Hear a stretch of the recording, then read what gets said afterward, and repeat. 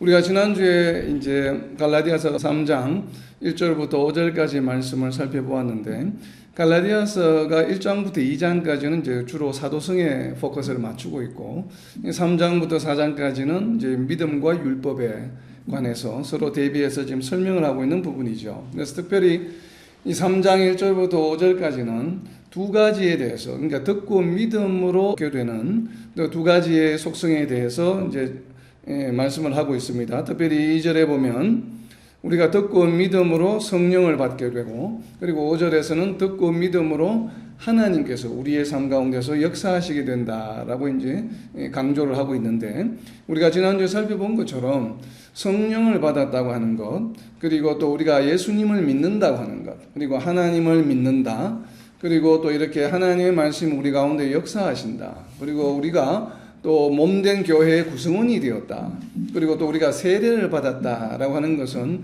전부가 동일한 의미로 우리가 이해할 필요가 있습니다. 그러니까 성경을 묵상하실 때 그러한 표현이 나오면 이것은 전부가 우리가 구원받았다는 이야기구나 라고 하는 것을 좀 이해할 필요가 있어요. 이것을 따로 떼어놓고 이제 이해를 하게 되면 조금 어려워집니다. 그렇기 때문에 성령이 우리 안에 거하신다, 우리가 성령을 받았다, 우리가 예수님을 믿는다, 하나님을 믿는다, 세례를 받았다고 하는 것은 구원받은 성도에 대한 동일한 표현으로 우리가 좀 이해할 필요가 있습니다. 그래서 1절부터 5절까지 듣고 믿음으로 우리가 얻게 되는 이제 성령을 받게 되고 하나님께서 우리 가운데서 역사하시게 된다라고 하는 것이 바로 듣고 믿음으로 인한 것인데, 이 6절부터 9절까지는 이 믿음에 관한 믿음의 본질에 대해서 좀 설명을 하고 있습니다. 그래서 우선 6절을 보시면 아브라함이 하나님을 믿음에 그것을 그에게 의로 정하셨다 함과 같으니라. 이 말씀은 창세기 15장 5절과 15장 6절 말씀, 그렇게 구체적으로 정확하게는 15장 6절 말씀을 지금 인용한 것이죠. 15장 6절 말씀에 보면 아브라함이 여호와를 믿으니 여호와께서 이를 그의 의로 여기셨다라고 하는 것. 그러니까 아브라함이 하나님을 믿음으로 그를 의로 여기셨다라고 하는 이 말씀을 지금 갈라디아서 3장 6절에서 인용을 하고 있습니다. 그래서 아브라함이 하나님을 믿음에 그것을 그에게 의로 정하셨다 함과 같으니라. 그러니까 이 말씀 구절에 지금 이렇게 짧지만 상당히 많은 의미를 내포하고 있습니다. 첫 번째는 바로 칭의에 대한, 그러니까 의롭게 칭하여 주시는 것에 대한 기준을 설명하고 있죠. 칭의의 기준이 무엇입니까? 오늘 말씀에 보면 칭의의 기준은 아브라함이 하나님을 믿음이에요. 그래서 우리가 이제 믿음이라는 관점에서 바라보게 되면 믿음 이외에 어떤 것도 칭의의 기준이 될 수가 없다고 하는 것입니다. 그래서 칭의, 하나님께서 우리를 의롭게 여겨주시는 것이라고 그랬죠. 우리가 어떤 자격이 되어서 의롭게 되어지는 것이 아니라 우리가 여전히 죄성을 가진 육신을 가지고 있고, 또 우리의 삶이 때로는 온전히 거듭나지 못해서 여전히 죄에 또 빠지게 되기도 하고 또 유혹에 빠지기도 하지만 아직도 여전히 그러한 속성을 가지고 있는데도 불구하고 하나님께서는 우리를 의롭다고 여겨주시는 것이에요. 그래서 이렇게 여겨주시는 그 기준이 무엇인가 하면 바로 믿음이다라고 하는 것이죠. 간혹 이제 그런 경우가 있는데 구원을 받는 것을 이런 믿음 이외의 것을 강조하는 경향들이 좀 있습니다. 간혹. 그래서 때로는 11조를 강조하기도 하고, 또 어떨 때는 방언하는 것을 또한 이 구원의 기준으로 삼는 또 그렇게 이야기하는 그룹들도 있고, 또 어떤 경우에는 안식일, 주일을 잘 지켜야 한다라고 이렇게 또 이제 주장하기도 합니다. 칭이 의롭게 되는 것에는 오직 하나님을 믿는 믿음, 예수님을 믿는 믿음 이외에는 어떤 것도 더해져서는 안 됩니다. 그래서 이 믿음 이외의 어떤 것들은 우리가 구원받은 성도로서 살아가는데 마땅히 해야 될 일인 것에는 분명하지만, 그러나 구원을 받는 것의 필수 조건은 아니라고 하는 것이에요. 그래서 구원을 받는 필수 조건에는 믿음 이외에는 아무것도 존재할 수가 없다라고 하는 것, 그러니까 칭의에 대한 그 조건을 갈라디아서 3장 6절에서 다시 한번 선포하고 있는 내용입니다. 그렇다면 우리가 칭의의 기준이 되는 이 믿음은 그럼 과연 어떤 것인가? 우리는 믿음을 어떻게 이해를 하고 있습니까? 우리가 많은 성도들이 이제 예수님을 믿는다, 하나님을 믿는다라고 우리가 이야기를 하는데, 과연 이 믿는다고 하는 것은 어떤 것일까요? 믿는다고 하는 것은 여러 가지 의미가 있을 수 있죠.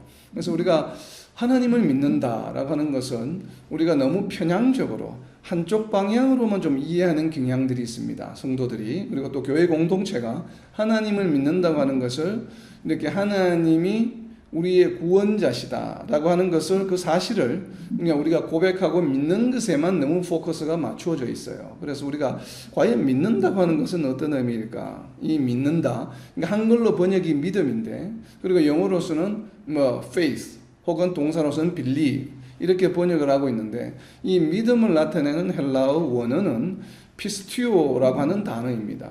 이 피스티오라고 하는 단어에는 물론 영어로 번역한 것처럼 believe 그리고 faith 이런 어떤 내가 어떤 대상에 대해서 무언가를 인정하는 것, 그러니까 어떻게 보면 좀 크레딧을 주는, 그러니까 신뢰감을 주는, 내가 뭔가 그것을 수용하는 이러한 의미가 분명히 포함되어 있습니다. 그런데 그 의미만 있는 것이 아니라 또 다른 의미도 포함을 하고 있는데, 물론 이제 같은 부류의 의미라고 보여지기도 하지만 그러나 그 뉘앙스가 많이 다릅니다. 우리가 영어에서 그냥 이렇게 크레딧을 준다, 누구에게 무언가를 이렇게 그것을 인정해 준다라고 하는 것과 인트러스트, 무엇을 인트러스트라고 하는 것은 무언가를 의탁하는 것을 말해요.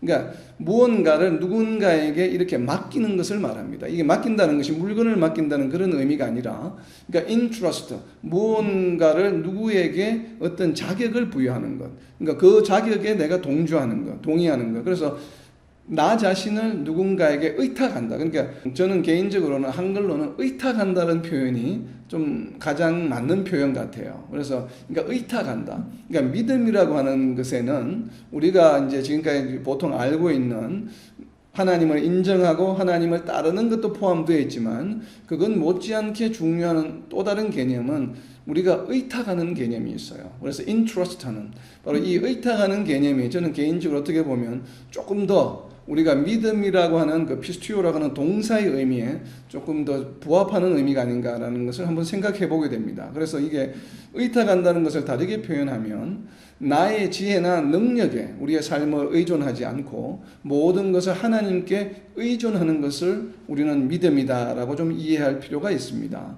하나님을 믿는다, 예수님을 믿는다고 하는 것은 살아가는 방식이 완전히 바뀌는 것입니다.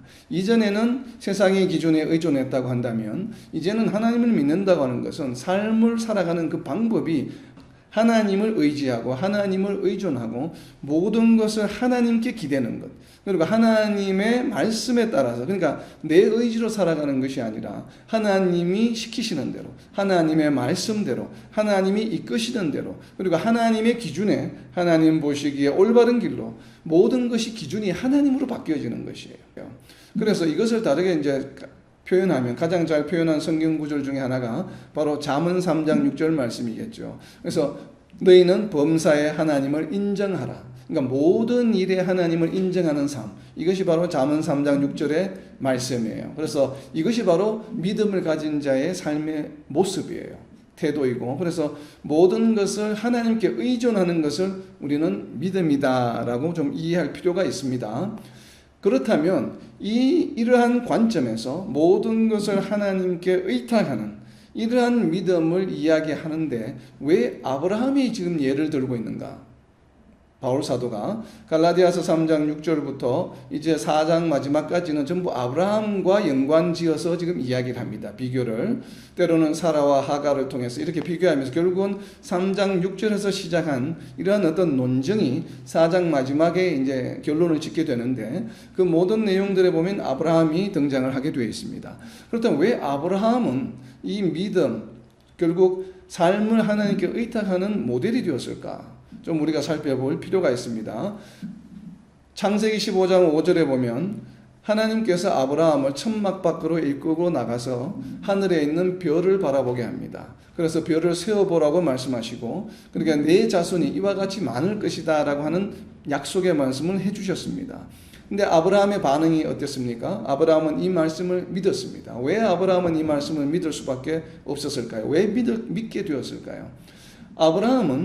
아브라함의 자신의 능력으로, 아니면 우리의 상식으로, 인간의 능력으로는 도저히 자녀를 더 이상 생산할 수 없는 나이에 이르렀어요. 사라가 이미 어떻게 보면 아브라함 입장에서는 얼토당토하는 이야기일 수도 있죠. 네가 자녀가 저렇게 하늘의 별과 같이 많아질 것이다. 지금 자녀가 한 명도 없는데도 불구하고 그렇게 약속의 말씀을 주셨는데, 이 말씀을 믿었다라고 하는 것은 어떤 의미가 있냐면, 내 능력으로, 우리의 생각으로는 도저히 할 수 없는 일이지만 그러나 하나님께서는 하실 수 있다라고 하는 것이에요. 그래서 아브라함이 자신의 자녀가 생겨나는 것을 세상의 논리나 자신의 능력이나 어떤 환경에 의존하지 않고 누구에게 지금 의존하는 것입니까? 하나님께, 하나님의 능력에 의존하는 것이에요.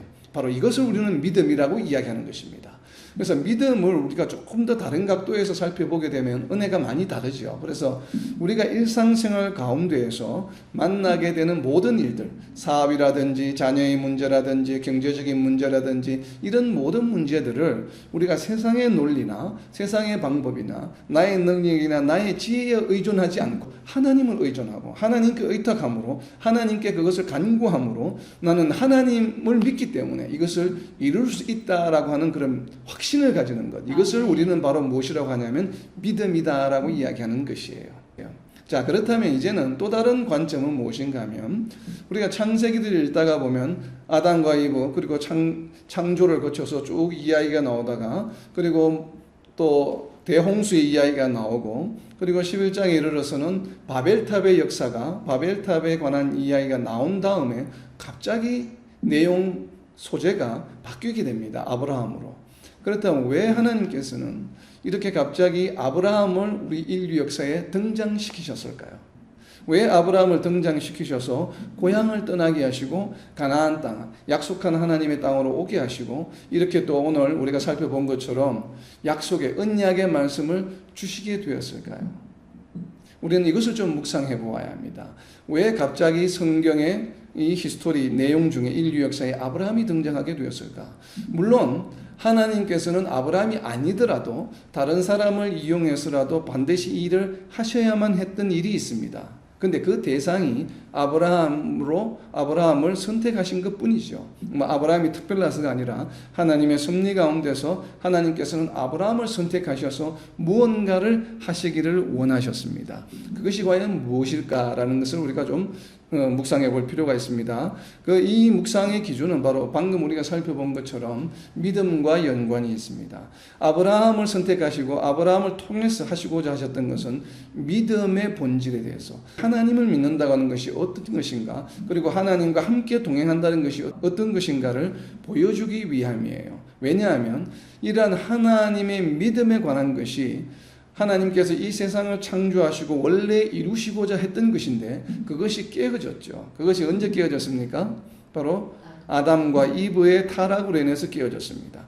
그러면 아담과 이브가 뱀의 꼬임에 빠져서 하나님이 하신 명령을, 계명을 지키지 않았던 것은 바로 무엇인가 하면 하나님을 의지하는, 의탁했던 그 삶의 기준이 깨어진 것이에요. 이전에는 하나님을 의탁하고 하나님께 의존하며 살아왔는데 뱀의 꼬임에 의해서 하나님의 말씀을 더 이상 의지하지 않았어요. 하나님의 말씀을 무효화해버렸습니다. 그러니까 하나님의 말씀을 지키지 않는다고 하는 것은 단순히 말씀을 어기는 것이 아니고 하나님께 의존하지 않는 행위라고 하는 것을 우리는 인지해야 합니다. 하나님께 의탁하지 않는 것이에요. 더 이상 하나님께 의지하지 않는 것이에요. 그러니까 이것을 다르게 표현하면 하나님을 더 이상 믿지 않는다라고 하는 것이 됩니다. 그랬기 때문에 하나님이 하신 말씀을 지키지 않았던 것이죠. 그래서 이렇게 일어났던 아담과 이브의 타락을 하나님께서는 그냥 내버려 두시지 않고 회복시키시는 과정이 바로 아브라함으로부터 다시 시작하게 되는 것입니다. 그래서 아브라함을 통해서 하나님께서는 이브를 통해서 깨어졌던 인간의 타락을 지금 다시 회복시키시고자 하시는 것이에요. 바로 우리가 그러한 관점에서 이 아브라함이 등장하게 된 그 이유를 좀 살펴볼 필요가 있는 것입니다. 그렇다면 이제 이어서 의로 정하셨다라고 하는 것, 그 칭의의 어떤 행위, 의롭게 된다고 하는 것에는 관심을 좀 많이 가지는데, 정작 그 대상이 되는 이 명사 의가 과연 어떤 의미인가, 여기에 대해서는 좀 관심을 소홀히 하는 경향이 있습니다. 의라고 하는 것은 무엇일까요? 의는 어떤 의미입니까? 우리가 문득 생각하면 의다라고 그러면 자꾸 우리는 의롭다 하는 것을 많이 생각하게 되잖아요. 그래서 기사도 정신을 발휘한다든지 의롭다든지 자꾸 이러한 뉘앙스가 많이 생기게 되는데, 의롭다는 것은 무슨 의미인가 하면 영어로는 righteous, 그리고 의는 righteousness라고 표현하고 있죠. 우리가 right하다, 영어로 right하다고 하는 것은 어떤 의미예요? 어떤 의미입니까? 우리가 의롭다고 하는 의미도 분명히 있지만 기본적으로는 올바르다, 바르다라고 하는 의미예요. 그리고 원래 의라고 하는 것도 한자로 쓰면 어떤 한자입니까? 오를 의자죠. 오를 의자. 그러니까 결국은 하나님께서 아브라함을 또 우리를 의로 여기셨다, 의롭게 여기신다고 하는 것을 다르게 풀어서 설명하면 우리를 바르게, 올바르다라고 여기시는 것이에요. 그래서 칭의라고 하는 것은 무엇인가 하면 우리의 삶이 또 우리 자신이 올바르다는 것이에요. 이것을 우리가 동사적으로 표현하면 우리의 삶이 하나님 보시기에 올바르게 살아가는 삶이다. 그리고 우리는 그런 올바른 삶을 살아가는 올바른 존재다라고 하는 것이에요. 그러면 하나님께서는 왜 하나님을 믿는 것을 올바르다고 말씀하실까요? 우리가 윤리적으로, 도덕적으로 올바르게 살아가는 것도 우리는 세상적으로 올바르다고 이야기를 하지 않습니까? 그런데 하나님께서는 하나님을 믿고 그 삶을 하나님께 의탁하는 것을 올바르다라고 이야기하세요. 그 이유는 무엇일까요? 우리는 이 이유를 좀 알아야 합니다. 그래야만 우리의 정체성을 정확하게 이해할 수 있고 믿음과 칭의에 대한 관계를 우리가 제대로 이해할 수 있어요. 그래야만 또 우리의 삶에 적용을 제대로 할 수가 있는 것이에요. 하나님만 올바르시기 때문에 그 올바르신 하나님을 의지하는 자를 올바르다고 하신다는 거죠. 보통들 다 그렇게 생각하죠. 하나님은 선하신 분이시기 때문에. 그래서 하나님을 믿으면 선하다. 틀린 얘기는 아닙니다. 맞습니다. 근데 채점을 하자면 이제 뭐 90점 정도 되겠죠. 100점이 아니라. 맞는 얘기예요. 하나님은 선하시고 올바르신 분이시기 때문에. 근데 하나님이 올바르시다고 하는 것은 그 올바른 게 그럼 과연 뭐지? 거짓말하지 않는 건가? 착하게 사는 건가? 이런 질문이 생기잖아요. 그래서 올바르다고 하는 것에 대해서 구체적으로 우리가 잘 인지하지 못해요. 올바르다고 하는 것을 형이상학적으로 추상적인 개념으로는 우리가 잘 아는데 그것이 구체적으로 왜 그럼 올바른 것이 하나님을 믿는 것이 이것을 잘 모르다 보니까 우리가 자꾸 믿음의 생활들이 조금 이렇게 다운이 되는 현상이 일어납니다. 그러면 반대로 이야기하면 하나님을 믿지 않는 것, 하나님을 의탁하지 않는 것은 올바른 것이 아니고 잘못된 것이에요.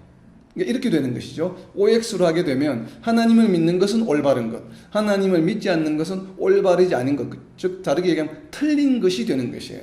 그럼 왜 하나님을 믿지 않는 것은 틀린 것이고 하나님을 믿는 것은 올바른 것인가? 라고 하는 것은 우리의 존재가 그렇기 때문에 그래요. 우리의 존재가 어떤 존재입니까? 하나님 앞에서 하나님의 피조물이에요. 피조물은 창조주를 의탁해야만 합니다. 우리를 창조하실 때는 우리의 창조에 무엇이 있습니까? 목적이 반드시 있죠. 그렇기 때문에 우리의 삶을 창조주의 목적에 맞게 살아가는 것이 올바른 것이에요. 그 목적을 벗어나게 되면 틀린 것이 되고 올바르지 않은 것이 돼요. 그래서 우리와 하나님과의 관계를 창조주와 피조물의 관계로 우리는 명확하게 인식을 해야 합니다. 그래서 우리뿐만 아니라 믿지 않는 모든 자들도 하나님의 피조물이죠. 그렇기 때문에 하나님을 믿지 않는 자들은 올바르지 않은 것이에요. 그들은 틀린 것이 되는 것입니다. 그리고 하나님을 믿는 것은 원래 창조주를 믿어야만 하고 창조주에게 의탁해야만 하고 창조주가 우리를 창조하신 그 목적에 맞게끔 삶을 살아가야 하는 것이 바로 올바른 길이에요. 우리가 존재하는 이유이다 이 말이에요. 그렇기 때문에 하나님을 믿는 것을 의로 여기시는 것이 맞는 얘기죠. 성도라고 하는 것은 단순히 그냥 교회에 다니는 것이 성도가 아니에요. 성도라고 하는 개념은 무엇입니까? 의롭다고 하는 것은 하나님의 뜻에 따라서 하나님의 창조의 목적에 맞게 살아가는 사람들을 말해요. 그래서 이것을 우리는 칭의다, 올바르다고 이야기하는 것이고 이 칭의의 조건이 되는 것이 바로 무엇인가 하면 첫 번째가 하나님을 믿는 것이에요. 예수님을 믿는 것이에요. 그래서 예수님을 믿는다고 하는 것은 어떤 의미인가 하면 나는 예수님을 믿습니다. 하나님을 믿습니다. 라고 하는 이 고백은 어떤 의미를 포함하고 있냐면 나는 이제부터는 세상의 목적이나 세상의 어떤 정욕이나 세상의 기준에 따라서 살아가는 것이 아니라 나를 창조하신 하나님의 뜻에 따라서 앞으로는 내 온 삶을 살아가겠습니다라고 하는 고백이에요. 그래서 우리가 믿음을 단순하게 이해해서는 안 됩니다. 믿음이라고 하는 것은 우리의 삶의 목표와 방향이 바뀌는 것을 고백하는 것이에요. 그래서 성도라면 우리는 이것을 반드시 인지할 필요가 있습니다. 그리고 이제 이어지는 7절입니다. 7절에는 그런즉 믿음으로 말미암은 자들은 아브라함의 자손인 줄 알지어다. 자, 여기에서 이제 믿음으로 말미암았다라고 하는 이 말은 우리가 9절에서 다시 살펴보겠습니다. 우리가 방금 6절에서 살펴본 하나님을 믿음으로 할 때 이거는 동사였어요. 그러나 7절에 나와 있는 믿음으로 할 때 이 믿음은 명사입니다. 오늘 우리가 본문 6절부터 9절에는 이 피스티오라고 하는 동사만 나오는 것이 아니라 7절에서처럼 명사도 나옵니다. 명사는 피스티스. 그리고 9절에는 또 믿음이 있는 형용사도 나옵니다. 피스타스. 그래서 피스티오라고 하는 동사와 피스티스라고 하는 명사, 그리고 피스타스라고 하는 형용사가 믿는다, 믿음, 그리고 믿음이 있는 이 세 가지가 6절부터 9절에 다 나와요. 그래서 6절부터 9절까지는 믿음의 본질에 관해서 설명하고 있는 내용입니다. 그래서 이 세 형태의 믿음이라고 하는 단어를 통해서 믿음의 본질을 우리가 좀 새롭게 묵상해 볼 수가 있습니다. 그래서 7절에 믿음으로 말미암은 이 내용은 9절에서 우리가 다시 살펴보기로 하고, 이 7절에서는 아브라함의 자손에 대해서만 살펴보려고 합니다.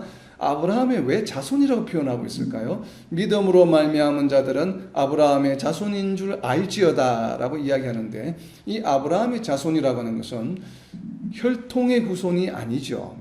그러니까 아브라함의 자손이 아브라함의 실질적으로 육체적으로 낳은 후손들을 말하는 것이 아니고, 그 조건이 무엇입니까? 그런즉 믿음으로 말미암은. 그러니까 아브라함의 자손이 되는 조건은 믿음이에요.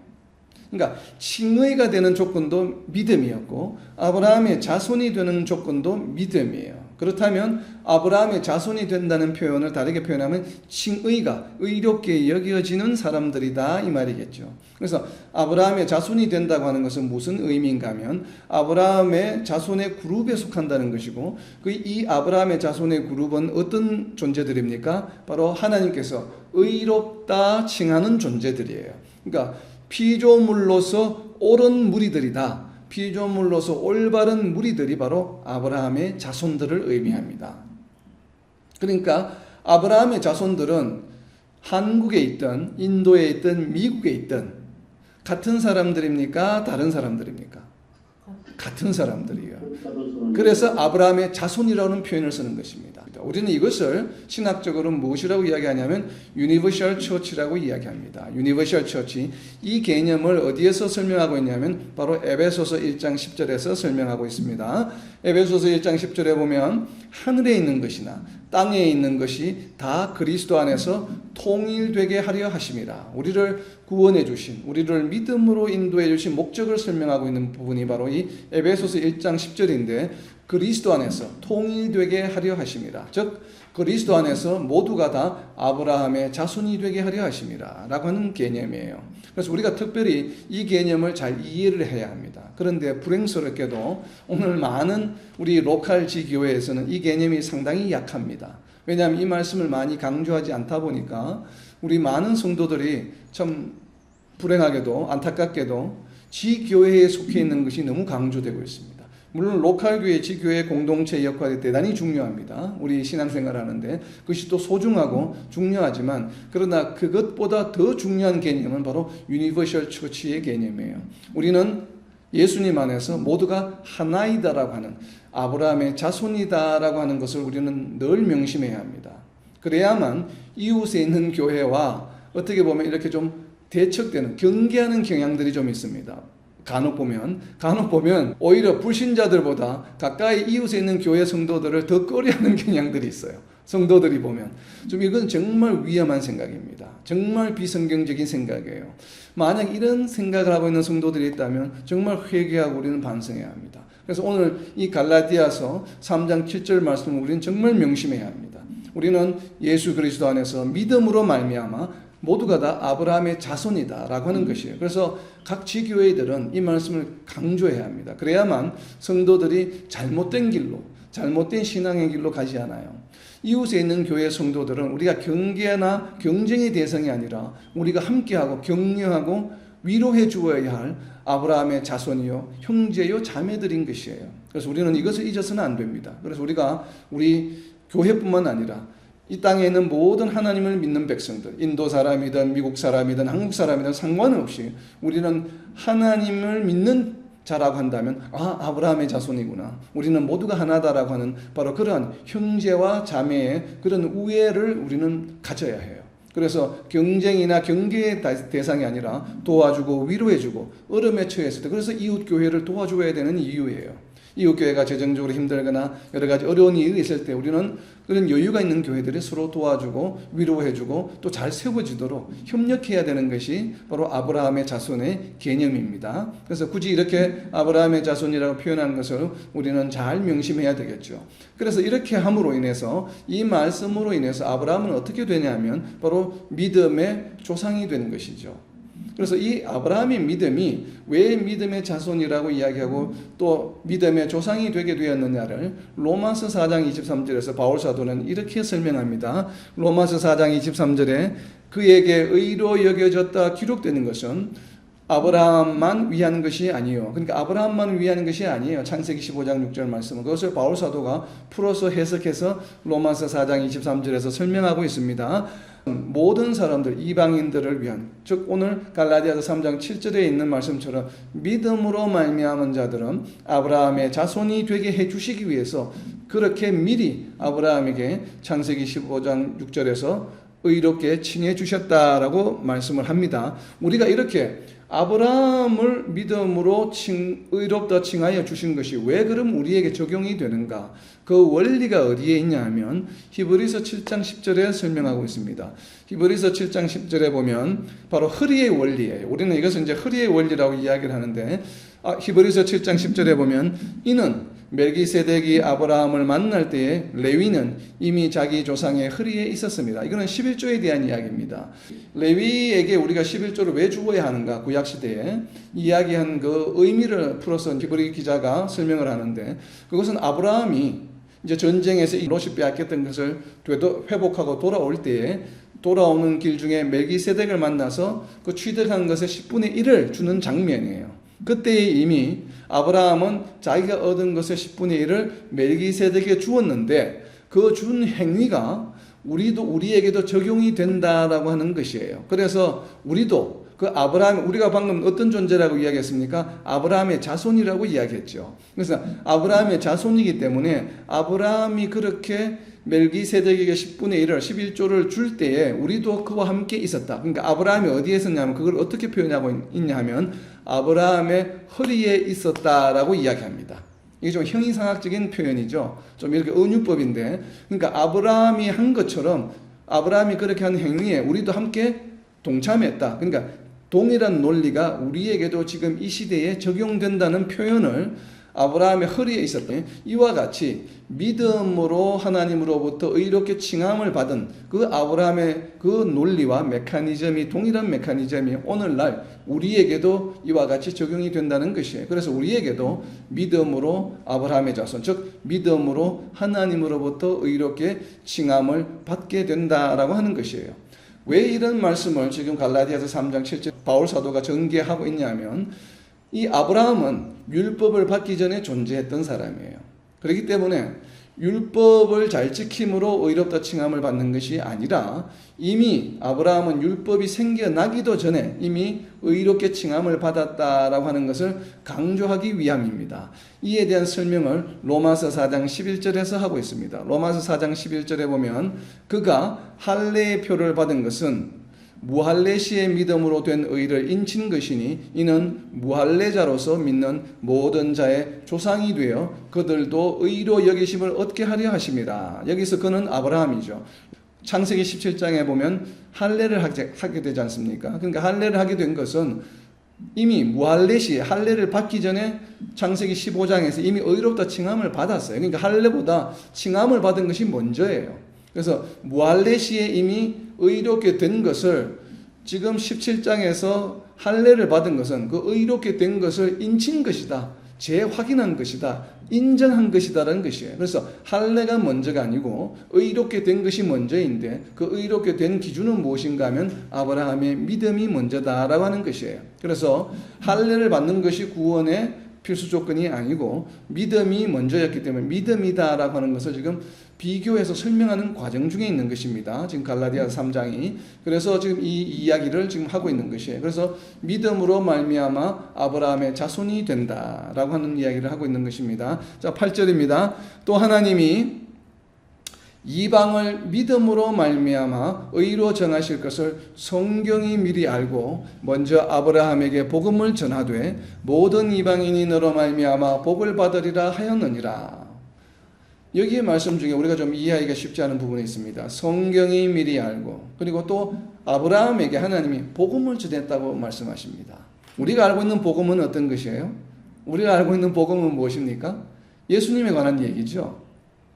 예수님이 우리를 위해서 십자가에 죽으시고 부활하심으로 우리가 죄로부터 자유롭게 되었다. 죽음을 이기셨기 때문에 우리가 구원을 받았다고 하는 것이 바로 굿뉴스요. 새로운 소식이요. 기쁨 소식이요. 바로 복음인데 지금 바울 사도는 어떻게 설명을 하고 있냐면 하나님께서 아브라함에게 복음을 전했다라고 이야기하고 있습니다. 그리고 이 복음을 전했다고 하는 그 근거가 무엇인가 하면 성경이 미리 알았다라고 이야기합니다. 성경이 미리 알았다라고 하는 것은 어떤 의미일까요? 성경이 미리 알았다. 성경은 지금 우리가 알고 있는 이 성경은 생명체가 없는 것이죠. 무생물이죠. 이 생명체. 그러니까 성경이 알 수는 없어요. 그죠? 성경이 알았다고 하는 것은 이제 우리가 문학적으로 보면 의인화한 것이죠. personification. 사람처럼 표현한 것이고 이것을 다르게 표현하면 성경은 그렇기 때문에 여기서 성경이라고 하는 헬라어 단어 그라페이라고 하는 것은 writing 하는 것을 말해요. 그러니까 말하는 스피킹하는 것이 아니고 라이팅이기 때문에 우리가 지금 가지고 있는 성경을 말하는 것이 맞습니다. scripture. 쓰여져 있는 성경이에요. 그러나 이 성경은 무엇인가 하면 하나님의 말씀을 기록한 것이죠. 그래서 이 성경을 해석하는데 세 가지의 지금 방법이 있습니다. 세 가지를 많이 나누어집니다. 그래서 이 성경이 미리 알았다라고 하는 것을 구체적으로 그러면 실질적으로 하나님께서 아브라함에게 복을 주겠다. 너희 자손에게 복을 주겠다고 약속하신 세 구절을 의미한다라고 해석하는 경우가 있습니다. 첫 번째가 바로 창세기 12장 3절과 18장 18절 그리고 22장 18절에 있습니다. 바로 이 말씀을 의미한다라고 해석하기도 하고 또 두 번째는 그 말씀뿐만 아니라 성경 전체가 하나님의 말씀이기 때문에 성경 전체를 의미하는 것이다. 왜냐하면 그라피라고 하는 것이 성경을 의미하기도 합니다. The scripture, 성경을 의미하는 것이기도 하기 때문에 그러니까 성경 전체를 말한다라고 이렇게 해석하기도 합니다. 그리고 세 번째는 그렇게 어떤 특정 말씀이나 성경 전체의 말씀이 아니라 성경이 미리 알았다라고 하는 의인화해서 표현하는 것을 보면 이 말씀의 신성을 의미하는 것이다 라고 또 이렇게 해석하기도 합니다. 그래서 세 가지 방법으로 해석합니다. 저는 세 가지가 다 맞다고 생각을 합니다. 그것이 창세기의 말씀을 인용한 것이기도 하고 또 그것이 곧 하나님의 말씀이기도 하고 그리고 또 하나님의 모든 말씀 그리고 하나님의 말씀은 역사하신다고 하는 하나님의 말씀의 어떤 그 divinity, 신성을 의미하는 것이다 라고 저는 생각을 합니다. 그러면 이제 두 번째인 아브라함에게 복음을 전하되 그럼 아브라함은 과연 예수님에 관한 복음을 알고 있었을까요? 몰랐어요. 이게 좀 궁금하죠? 그러면 몰랐다고 한다면 갈라디아 3장 8절 말씀이 틀린 것이 되잖아요. 복음을 분명히 전했다고 하는데 하나님께서 복음을 전했다고 이야기하지 않습니까? 그래서 이것은 요한복음에 나옵니다. 설명이. 아마도 바울 사도가 요한복음의 말씀을 참조한 것 같아요. 물론 요한복음이 이 갈라디아서보다 훨씬 뒤에 기록된 것을 우리는 알고 있지만 그러나 어찌되었든 예수님으로부터 기도의 응답을 받았던 이 내용을 아마 알게 되었을 것이라고 저희는 생각을 합니다. 요한복음 8장 56절입니다. 너희 조상 아브라함은 나이 때에 볼 것을 즐거워하다가 보고 기뻐하였느니라. 아멘. 누가 하신 말씀이에요? 예수님이 하신 말씀이죠. 나의 때 볼 것을. 나는 누굽니까? 바로 예수님이죠. 그러니까 예수님께서 뭐라고 말씀하셨냐면 너희 조상 아브라함은 그러니까 너희 조상이라고 하니까 아마 유대인에게 말씀하신 것이죠. 너희 조상 아브라함은 나의 때 볼 것을 즐거워하다가 즐거워한 것만 아니고 뭐라고 말씀하세요? 보고 기뻐하였다고 과거형으로 이야기합니다. 그러니까 나를 보고 나의 때를 볼 것을 즐거워하다가 보고 기뻐하였다라고 예수님께서 직접 말씀하셨어요. 그러니까 이 말씀은 진리의 말씀이에요. 우리는 성경의 모성을 믿습니다. 그리고 성경의 영감서를 우리는 믿기 때문에 이 말씀도 진리라고 저희는 믿습니다. 왜냐하면 예수님께서 직접 하셨고, 물론 이것을 여러 가지로 해석할 수 있겠죠. 보고 기뻐했다는 것은 나중에 아브라함이 죽고 나서 예수님을 만나게 되었다. 그 영이 이렇게 이제 해석할 수도 있고 여러 가지 방법이 있겠지만 어찌되었든 예수님에 대해서 나의 때 볼 것을 즐거워했다, 소망했다는 것이에요. 아, 내가 예수님을 만날 거야. 내가 예수님을 만날 것을 만나게 될 것이야 라고 해서 즐거워했다는 것이거든요. 이것은 바로 무엇입니까? 복음에 대해서 알았고 복음으로 인하여 즐거워했다는 것이에요. 그러니까 바울 사도가 이야기하고 있는 갈라디아서 3장 8절 말씀과 서로 매칭이 되는 말씀이죠. 그러니까 이 말씀은 우리는 역시나 또 진리라고 믿습니다. 그래서 성경이 미리 알고 그렇게 해서 먼저 아브라함에게 복음을 전한 것은 맞아요. 왜냐하면 예수님께서 그렇게 간증하고 계시기 때문에. 그래서 모든 이방인이 너로 말미암아 복을 받으리라. 그래서 모든 이방인이 너로 말미암아, 너는 누굽니까? 아브라함이죠. 너로 아브라함으로 말미암아 복을 받겠다라고 이야기했어요. 그러면 아브라함으로 말미암아 받는 복은 어떤 것일까요? 이것을 한번 살펴보려고 합니다. 이것은 빨리 우리가 한번 찾아보겠습니다. 창세기입니다. 창세기 세 구절이 있습니다. 이 세 구절을 읽을 때에 여러분 차이점이 무엇인지 한번 찾아보세요. 마지막 구절에는 앞에 있는 두 구절에 없는 구절이, 그러니까 프레이즈가 단락의 구절이 더 추가가 됩니다. 그것을 여러분이 인지를 해야 합니다. 창세기 12장 3절입니다. 창세기 12장 3절에 보면 너를 축복하는 자에게는 내가 복을 내리고 너를 저주하는 자에게는 내가 저주하리니 땅의 모든 족속이 너로 말미암아 복을 얻을 것이라 하신지라. 이것은 언제 하신 말씀인가 하면 아브라함으로 하여금 고향을 떠나라 라고 이야기하실 때 하신 말씀이에요. 네가 고향을 떠나게 되면 이렇게 내가 앞으로 너로 인하여 모든 족속이 모든 나라가 복을 받게 해줄 것이야 라고 하신 약속의 말씀이에요. 자, 이것은 아브라함이 고향을 떠날 때 이야기입니다. 그리고 두 번째 이야기는 뒤로 넘겨서 18장 18절에 있습니다. 창세기 18장 18절에 보면 바로 소돔을 멸하실 때예요. 그리고 17장에서 무엇을 하시냐면 내년에 너희가 아들을 낳을 텐데 이삭이라 이름하라. 이삭을 낳을 것을 약속해 주시고 나서 그 다음에 세 천사가 아브라함을 찾아옵니다. 그때 세 천사 중에 한 분은 남고 두 분은 소돔을 멸망하기 위해서 가시죠. 그럴 때 아브라함이 멸망하지 않게 해달라고 기도하는 장면이 나오죠. 바로 그때 하신 말씀입니다. 18절 말씀입니다. 아브라함은 강대한 나라가 되고 천하 만민은 그로 말미암아 복을 받게 될 것이 아니냐. 그러니까 소돔을 멸하시면서 아브라함아, 내가 네 나라를 멸하지 않아. 그리고 너로 인하여 모든 나라가 복을 받을 것이야. 소돔은 죄를 지었기 때문에 멸망할 수밖에 없어. 자, 이렇게 지금 말씀하시는 장면에서 하신 약속의 말씀입니다. 자, 이 두 말씀 12장 3절과 18절 말씀은 모든 나라가 모든 족속이 너로 말미암아 천하 만민은 복을 받게 할 것이다 라고 하는 말씀이죠. 그러니까 두 말씀의 차이는 없습니다. 거의 동일한 말씀이에요. 그런데 뒤에 있는 창세기 22장 18절 말씀에 차이가 있습니다. 창세기 22장 18절은 언제 하신 말씀인가 하면 아브라함이 이삭을 제물로 바치고 나서 바쳤을 때 그 제물을 양으로 대신해 주시고 나서 이제는 완전히 아브라함의 믿음을 확인하신 이후에 하신 약속의 말씀이에요.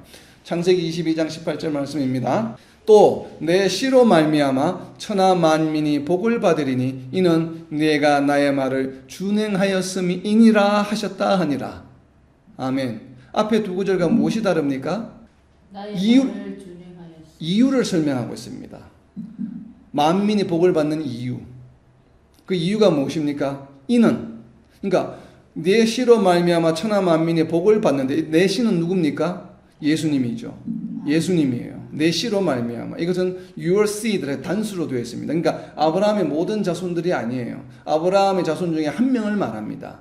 내 씨로 말미암아 천하 만민이 복을 받아요. 그러니까 아브라함으로 복을 받는다고 이야기했는데 여기서는 내 씨로 말미암아. 그러니까 아브라함의 씨로 말미암아 복을 받아요. 그래서 씨는 누군가 하면 예수 그리스도입니다. 그럼 예수 그리스도로 말미암아 천하 만민이 복을 받는데 그 이유가 설명되어 있습니다. 이는 이렇게 복을 받는 이유는 무엇이에요? 나의 말을 준행하였음이니라. 이 말씀은 아브라함에 적용된 말씀이기 때문에 우리에게도 적용이 됩니까? 안 됩니까? 우리에게도 적용이 됩니다. 왜냐하면 우리는 아브라함의 자손이라 칭함을 받기 때문에 허리의 원리가 적용이 되는 것이죠. 이것을 다르게 표현하면 믿음의 순종입니다. 믿음의 순종. 그러니까 이 믿음의 아브라함의 믿음의 순종으로 인해서 어떤 일이 일어났습니까? 아브라함의 씨가 생겨나게 되었죠.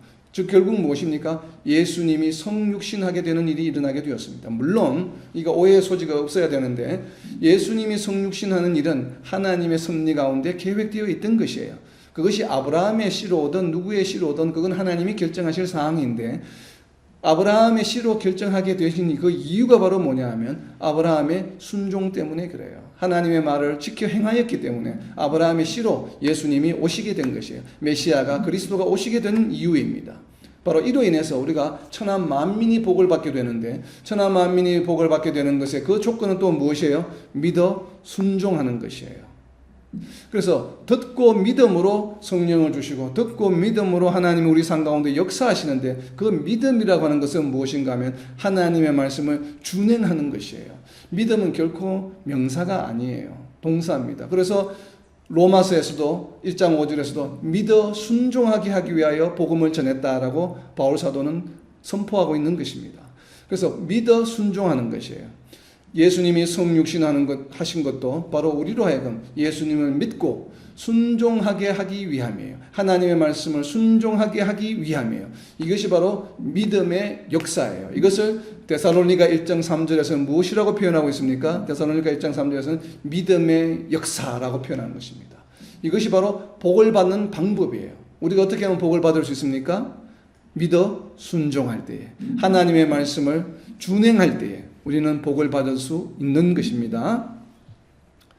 그래서 야고보 기자는 바로 이 기준에 이러한 관점에서 이야기하고 있는 것이에요. 이 아브라함의 이 내용, 믿음의 역사, 하나님의 말씀을 순종한 이 믿음의 역사를 어떻게 설명하고 있냐면 야고보서 2장 21절과 22절 말씀이에요. 우리 조상 아브라함이 그 아들 이삭을 제단에 바칠 때에 행함으로 의롭다 하심을 받은 것이 아니냐.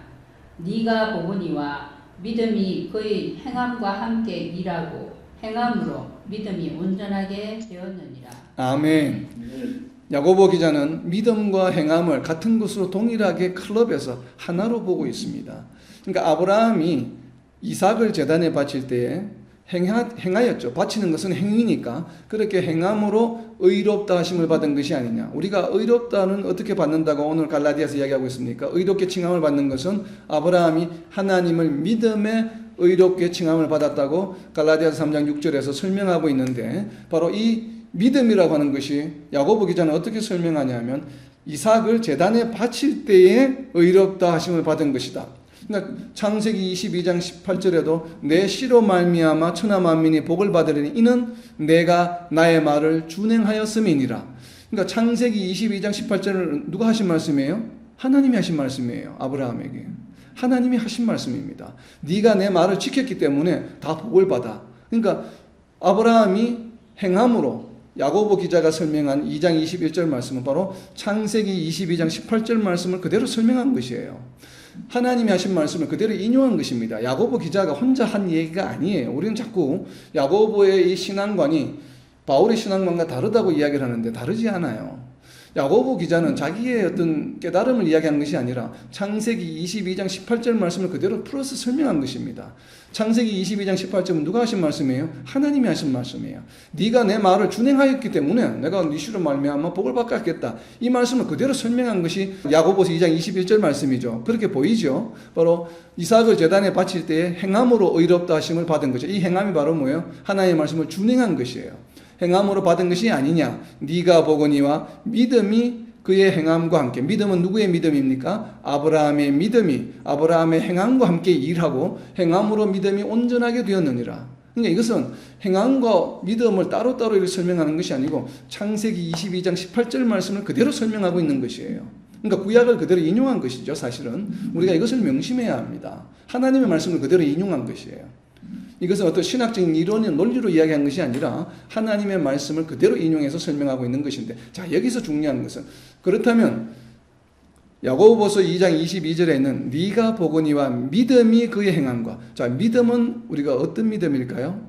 우리 성도들이 가지고 있는 어려움 중에 하나가 이겁니다. 우리는 믿음을 너무 추상적으로만 생각해요. 너무 총체적으로만 믿음을 생각합니다. 그래서 나는 예수님을 믿어, 하나님을 믿어.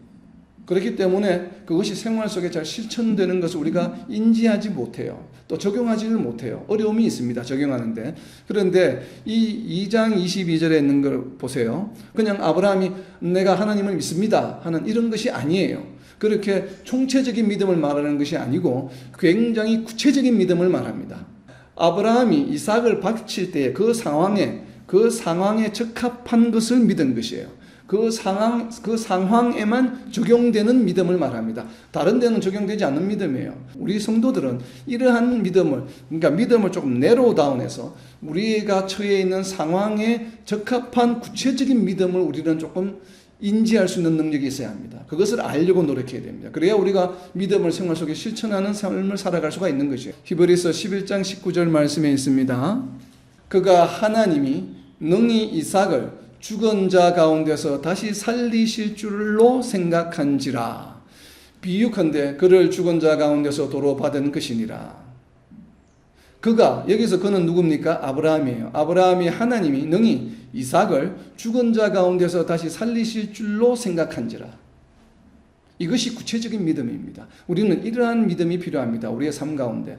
우리의 삶이 어떠한 어려움에 처했을 때, 어떠한 일에 닥쳤을 때 거기에 적합한 믿음이 필요한 것이에요. 물론 그 밑바탕에는 하나님을 믿는 믿음, 예수님을 믿는 믿음이 있지만 그 위에 우리는 구체적인 믿음을 쌓아 나가야 합니다. 이것이 바로 성화의 삶이에요. 아브라함은 무엇을 믿었습니까? 단순히 하나님을 믿어. 나는 창조주시기 때문에 이삭을 바치면 또 새로운 아이를 줄 거야. 이런 개념이 아니에요. 내가 이삭을 바치게 되면 그 이삭이 죽게 되잖아요. 제사를 통해서. 이삭이 다시 살아난다는 것이에요. 새로운 아이를 주는다는 믿음이 아니고 내가 지금 제물로 바치게 된 이삭이 죽고 나서 다시 부활할 것이라고 하는 믿음을 가졌어요.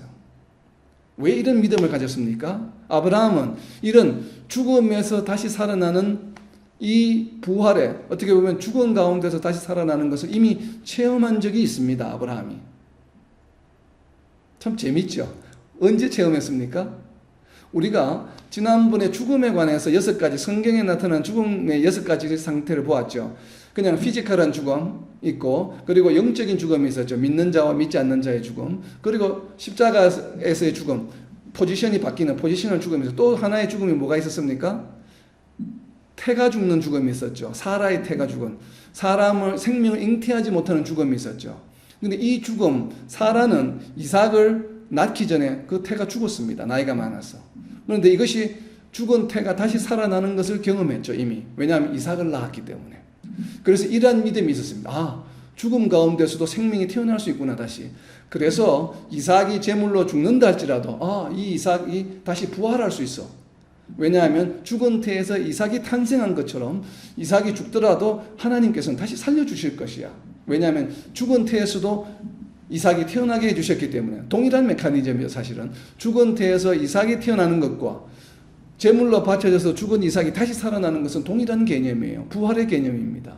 이것을 아브라함은 믿었다라고 하는 것이에요. 그래서 히브리서 11장 19절에서 말씀하고 있는 것이에요. 비유컨대 그를 죽은 자 가운데서 도로 받은 것이니라 라고 설명하고 있는 것입니다. 이미 이것을 이삭을 통해서 경험했기 때문에. 그래서 아브라함이 믿은 믿음은 바로 무엇인가 하면 이삭이 부활하는 믿음이에요. 구체적인 믿음. 이러한 구체적인 믿음이 필요합니다.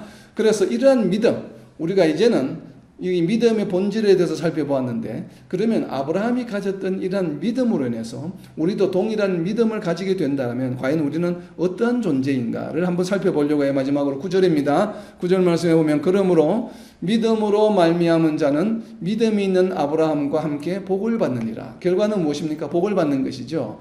그러면 이제는 7절 8절에서 계속 반복이 되었던 그러므로 믿음으로 말미암은 자, 바로 여기서의 믿음은 명사예요. 피스티스라고 하는 명사인데 이 믿음으로 말미암은 자는 바로 누구를 말합니까? 성도지죠. 그러니까 성도, 믿음으로 말미암은 자는 성도들이에요. 그러니까 믿음으로 말미암은 자는 무엇이 있다고요? 믿음이 있는 여기서 믿음이 있는은 형용사입니다. 피스토라고 되어 있는데 믿음이 있는 아브라함과 함께 복을 받느니라. 그러니까 faithful하다고 영어로는 표현이 되었습니다. 그러니까 아브라함이 받은 복을 함께 받게 되어 있어요. 그러면 믿음으로 말미암은 자는 성도인데 성경에는 믿음으로 말미암은 자가 어떤 자인지를 표현하는 성경 구절들이 상당히 많습니다.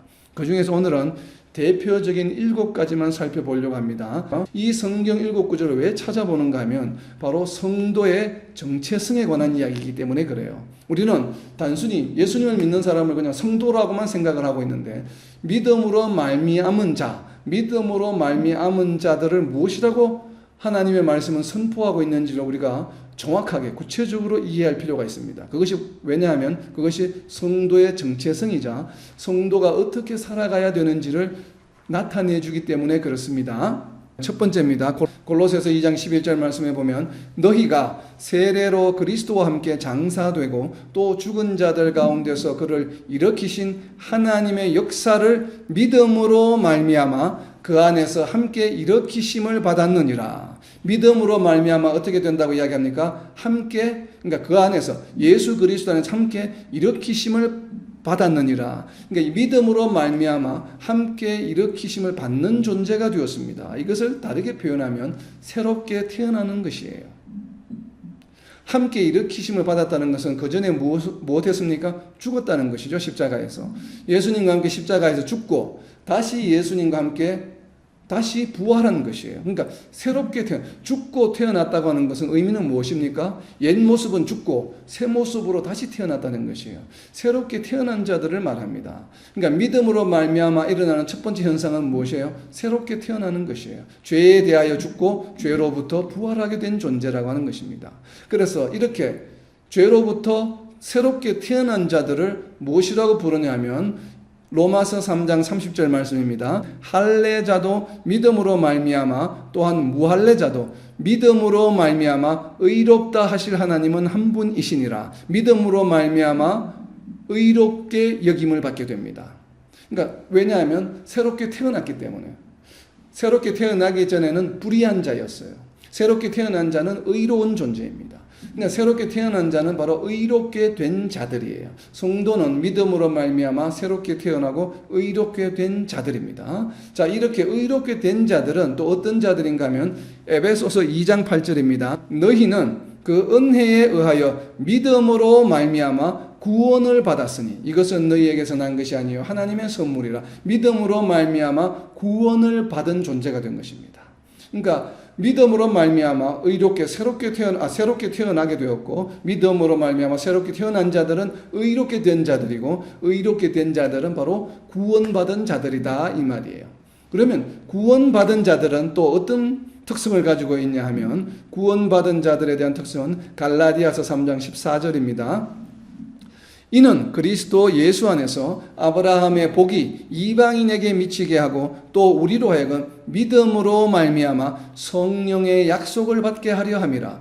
믿음으로 말미암아 우리는 또 무엇을 받게 되면 성령의 약속을 받습니다. 그래서 구원받은 자들은 어떤 자들인가 하면 성령의 약속을 받은 자들이에요. 구원받은 자들은. 이 성령의 약속을 받았다고 하는 것은 또 어떤 의미가 있냐 하면 에베소서 3장 17절입니다. 믿음으로 말미암아 그리스도께서 너희 마음에 계시게 하시옵고 너희가 사랑 가운데서 뿌리가 박히고 터가 굳어져서 믿음으로 말미암아 그리스도께서 우리 마음에 내주하게 되시는 것이에요. 그래서 믿음으로 말미암아 성령을 약속으로 받았기 때문에 성령을 약속으로 받았다는 의미는 무엇입니까? 우리 안에 성령이 내주하시는 그리스도가 내주하시는 존재다라고 하는 것이에요. 우리 안에 그리스도가 내주하신다. 성령을 약속으로 받았다. 성령이 우리 안에 내주하신다. 그리스도가 내주하신다는 것은 또 어떤 의미인가 하면 갈라디아서 3장 26절 말씀에 있습니다. 너희가 다 믿음으로 말미암아 그리스도 예수 안에서 하나님의 아들이 되었으니 성령의 약속을 받고 그리스도가 우리 안에 내주하게 되시면 우리는 하나님의 아들이 됩니다. 이것이 왜 하나님의 아들이 되냐 하면 그 원리는 어디에 있냐면 갈라디아서 4장 6절에 있습니다. 우리 안에 내주하시는 아들의 영이 하나님을 아빠, 아버지라 부르신다라고 하는 것이에요. 우리가 부르는 것이 아니에요. 우리가 하나님을 아빠, 아버지라 부르는 게 아닙니다. 우리 안에 계시는 하나님의 아들의 영이 하나님을 아빠, 아버지라 불러요. 그렇기 때문에 성령이 우리 안에 계시게 되고 그것이 의미하는 바는 그리스도가 즉 하나님의 아들의 영이 우리 안에 계시는 것이 되고 하나님의 아들의 영이 우리 안에 계심으로 하나님을 아빠 아버지라 부를 수 있게 되었어요. 그래서 우리는 어떤 존재가 됩니까? 하나님을 아빠 아버지라 부르게 되니까 우리가 입술을 통해서 하나님의 아들이 되는 것이에요. 그래서 갈라디아서 3장 26절에서 믿음으로 말미암아 그리스도 예수 안에서 하나님의 아들이 되었으니라고 설명하고 있는 것입니다. 그러면 이제 하나님의 아들이 되었어요. 하나님의 아들이 되었다고 하는 것은 또 어떤 의미가 있냐면 로마서 4장 13절에 있습니다.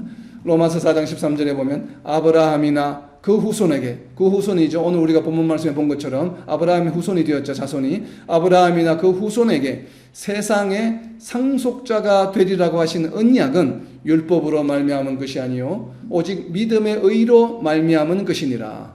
무엇이 되었다고요? 믿음으로 말미암아 세상의 상속자가 되게 하셨어요. 이것은 하나님의 아들이 되었기 때문에 우리는 어떤 존재가 되었습니까? 계시록에서도 이야기하고 있는 것처럼 우리는 구원을 하나님의 유업을 받을 수 있는 상속자가 된 것이에요. 왜? 상속자는 누굽니까? 아들이잖아요.